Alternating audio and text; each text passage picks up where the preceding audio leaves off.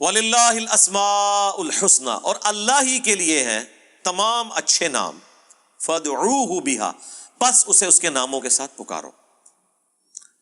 اب یہ جتنے بھی اچھے نام جو قرآن و سنت میں رپورٹ ہوئے یا اگلی الہامی کتابوں میں رپورٹ ہوئے، اللہ تعالیٰ اس چیز کو پسند فرماتا ہے کہ ان کے ناموں کے ذریعے اللہ کی طرف متوجہ ہوں۔ اسی لیے ہم جو دعائیں مانگتے ہیں اس میں بھی اللہ تعالیٰ کے اسماء ہوتے ہیں۔ بسم اللہ الذی لا یضر مع اسمہ شیء فی الارض ولا فی السماء وہو السمیع العلیم۔ تو دیکھیں اللہ تعالیٰ کے ناموں کے ذریعے پکار ہے، یا حی یا قیوم برحمتک استغیث اصلح لی شأنی کلہ ولا تکلنی الی نفسی طرفۃ عین۔ اللہ کے ناموں کے ذریعے اس کی طرف متوجہ ہو رہے ہیں۔ ہر کام کے آغاز میں آپ کو سکھا دیا گیا بسم اللہ الرحمن الرحیم، تو اللہ کو یہ پسند ہے۔ اور یہ جو صحیح وسیلے ہیں ان میں سے ایک ہے کہ اللہ کے ناموں کے ذریعے آپ اس کی طرف متوجہ ہو۔ اسماء اعظم، سورۃ الاخلاص اسماء اعظم ہے، آیت الکرسی، سورۃ الحشر کی آخری 3 آیات، پھر احادیث میں بھی آئے ہیں، سنن ابی داؤد میں حدیث، ترمذی میں، کہ جو شخص ان کلمات کے ساتھ متوجہ ہوتا ہے، اللہم انی اسألک بانک انت اللہ لا الہ الا انت الاحد الصمد الذی لم یلد ولم یولد ولم یکن لہ کفوا احد، تو اللہ تعالیٰ اس کو واپس نہیں کرتا۔ ترمذی میں آیا لا الہ الا انت سبحانک انی کنت من الظالمین، اللہ واپس نہیں کرتا۔ بخاری مسلم میں آیا لا حول ولا قوت الا باللہ، اللہ کے جنت کے خزانوں میں سے ایک خزانہ ہے۔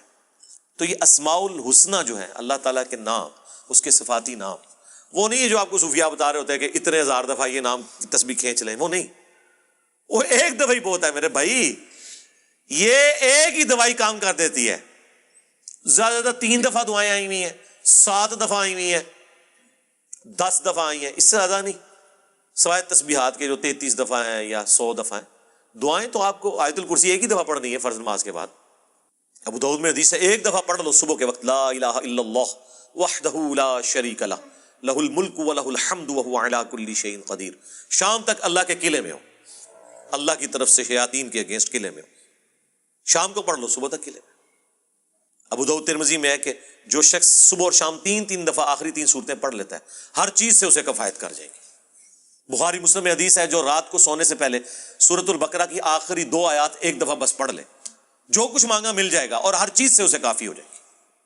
مسلم شریف میں حدیث ہے کہ سبحان اللہ والحمد للہ ولا الہ الا اللہ واللہ اکبر پڑھنا، رسول اللہ فرماتے ہیں مجھے ہر اس چیز سے بڑھ کر محبوب ہے جس پہ سورج طلوع ہوتا ہے، دنیا اور دنیا کی ہر چیز سے بڑھ کر یہ پسندیدہ ترین کلمات ہیں جو ہم فرض نماز کے بعد بھی پڑھتے ہیں۔ تو یہ اللہ تعالیٰ کے کلمات ہیں، ان کے ذریعے اللہ کی طرف متوجہ ہوں، اللہ تعالیٰ دعا قبول کرتا ہے۔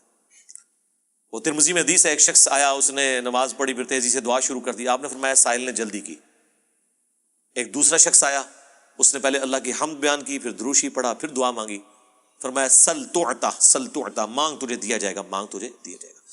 اور نماز میں بھی پروٹوکول آپ دیکھیں کیا ہے، پہلے اللہ کی حمد بیان ہوتی ہے، التحیات للہ والصلوات والطیبات، پھر درود شریف، اور اینڈ پہ جا کے دعائیں آتی ہیں۔ دعا کا پروٹوکول ہے اللہ کی تعریف اور اس کے بعد درود شریف اور پھر دعا، اس کے بغیر دعا قبول نہیں ہوتی۔ اور جس نے تیزی سے دعا کی تھی نا، ترمذی میں حدیث ہے، پھر حضور نے اسے بلایا اور سمجھایا کہ پہلے اللہ کی حمد بیان کرو، پھر مجھ پر درود شریف پڑھو، پھر اللہ کی طرف متوجہ ہو، اللہ دعا قبول کرے گا۔ کسی مزار پہ جانے کی ضرورت نہیں میرے بھائی، گھر بیٹھے اللہ کی حمد اور درود شریف کے ساتھ آپ اللہ کی طرف متوجہ ہو۔ مسلم شریف میں حدیث ہے جو اذان کا جواب دے وہی کلمات ریپیٹ کرے، حی علی الصلاح حی علی الفلاح پہ لا حول ولا قوت الا باللہ کہے، اور اس کے بعد مجھ پر ایک دفعہ درود شریف پڑھے اور الوسیلہ والی دعا مانگ لے، قیامت کے دن میری شفاعت اس کے لیے حلال ہو جائے گی، اللہم اجعلنا منہم آمین۔ کتنے پیارے پیاری چیزیں ہیں جو نبی علیہ السلام نے تعلیم فرمائی ہیں۔ ہم نے اس لیے سنت اذکار کارڈ لکھے میرے بھائی، یہ میری سالوں کی محنت ہے جو میں نے ایفرٹ پٹ کر کے اس چیپٹر کو کلوز کر دیا۔ Green card, blue card, orange card, میں بالکل خبتیوں کی طرح 2008 سے لے کے سمجھ لیں 2010 تک میں نے کوئی حدیث کی کتاب کا چیپٹر نہیں چھوڑا جس میں میں اللہ کے نبی کے وظائف کو تلاش نہ کروں صلی اللہ علیہ وآلہ وسلم، پھر حدیثوں کی صحت کے پیچھے، پھر جتنے علماء نے اذکار کی کتابیں لکھی وہ، پھر اذکار کارڈ جو چھپے تھے، اس کے بعد میں نے ایک انٹلیکچوئل ترتیب کے ساتھ یہ اذکار کارڈ لکھے، آخرت کا بلو کارڈ اور گرین کارڈ، ہماری ویب سائٹ پہ رکھے ہیں، ڈاؤن لوڈ کریں۔ تو اس کو پڑھیں، ان کے ترجمے بھی ساتھ لکھیں تاکہ آپ کو سوز و گداز فیل ہو. صرف عربی پڑھنے سے تو نہیں آپ کو پتہ چلے گا اگر آپ کو پتہ ہی نہ ہو کہ اس کا مطلب کیا ہے. حسبنا اللہ و نعم الوکیل. بخاری کی حدیث ہے، ابن عباس کہتے ہیں کہ تمہارے جد امجد ابراہیم کو جب آگ میں پھینکنے لگے تھے تو وہ پکار اٹھے تھے حسبنا اللہ و نعم الوکیل. اور تمہارے نبی پہ بھی جب مصیبت آتی تھی وہ کہتے تھے حسبنا اللہ و نعم الوکیل. اور اس کا ذکر تو قرآن میں ہے سورہ آل عمران کے اندر کہ جب اہل ایمان کو خبر پہنچی کہ کافر ان کے خلاف سازشیں کر رہے ہیں تو اہل ایمان پکار اٹھے حسبنا اللہ و نعم الوکیل. ہم نے اللہ ہی پر بھروسہ کیا، وہی بہتر کارساز ہے. اب یہ جب آپ کا کانسیپٹ ہوگا، یہ اللہ کے صفاتی ناموں کے ساتھ آپ متوجہ ہو رہے ہیں. باقی تو اللہ کے کلمات تو ختم ہی نہیں ہونے. سورہ لقمان میں، سورہ بنی اسرائیل، سورۃ الکہف میں اللہ تعالیٰ کیا فرما رہا ہے کہ اگر زمین سارے کے سارے درخت جو ہے کلمے بن جائیں اور سمندر سیاہی بن جائیں اور 7 سمندر اور بھی ساتھ مل جائیں، اللہ کے کلمات نہیں ختم ہوں گے. سبحان اللہ وبحمدہ عدد خلقہ ورضا نفسہ وزنۃ عرشہ ومداد کلماتہ.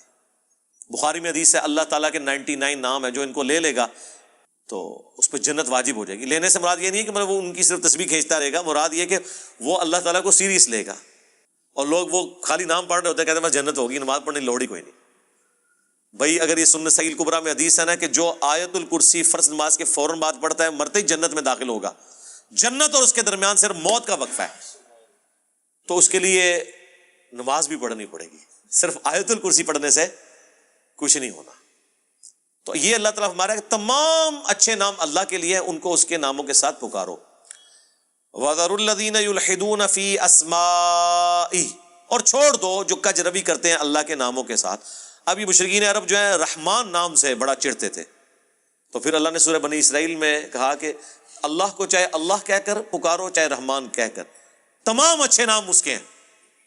اسی لیے دیکھیں اللہ نے رحمان، اللہ کو اپنا ذاتی نام تو اللہ کا ایک ہی ہے اللہ، یہ بھی 2 الفاظ کا مجموعہ ہے. الہ، دی الہ.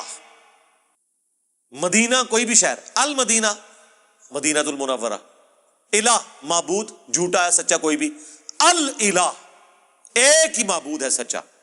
یہ الہ، الہن تن الہ، یہ بن گیا اللہ. یہ اللہ کا ذاتی نام ہے. اگر اس کے لیول پہ اس کے بعد دوسرے نمبر پہ جو نام اللہ کو پسند ہے نا وہ ایک ہی ہے، الرحمن. باقی سارے نام جو ہے نا وہ اس سے نیچے ہیں. اسی لیے مسلم شریف میں حدیث ہے اللہ کو 2 نام بڑے پسند ہیں، عبداللہ اور عبد الرحمن. یہ بڑا سینسٹیو مسئلہ تھا مشرکین عرب کے لیے رحمان. قرآن میں آپ کو بار بار یہ چیز ایمفیسائز ہوگی. اللہ تعالیٰ بعض اوقات صرف رحمان کو لے کے چل رہے نام کو. قل ان کان للرحمن ولد فانا اول العابدین. اے نبی تم فرماؤ اگر رحمان کا کوئی بیٹا ہوتا تو میں اسے پوچھ رہا ہوتا. اس طرح اللہ تعالیٰ اپنا کسی اور نام کو ذکر نہیں کرتا. یا اللہ کا نام آتا ہے قل هو اللہ احد. اے نبی تم عرض کرو اللہ کے حضور اور ان کو فرما دو کہ بے شک اللہ ایک ہے. تو اللہ اور الرحمن یہ 2 اللہ کے فیورٹ نام. اسی لیے اللہ نے دیکھیں بسم اللہ میں رکھ دیا اسے، بسم اللہ الرحمن الرحیم. سورہ فاتحہ الحمدللہ رب العالمین الرحمن الرحیم. یہ ایک یونیک نام ہے اللہ تعالیٰ کا.